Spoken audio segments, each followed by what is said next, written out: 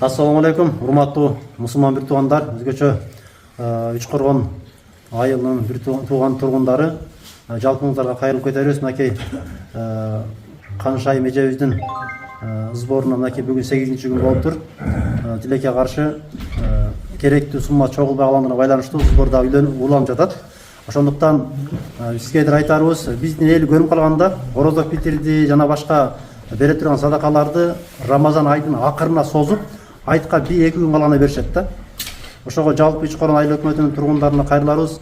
Ошо бере элек фитир садака болобу, зекет болобу, үшүр болобу, эмнеси болсо дагы ошо эрделетип, кечиктирбестен ушул сбордо иштеп жаткан жигиттерге берсек, ушул сбор эртерээк чогулуп, ушу Канышай эжебиз эртерээк дарыланып, жакшы болуп кетсе жакшы болот эле.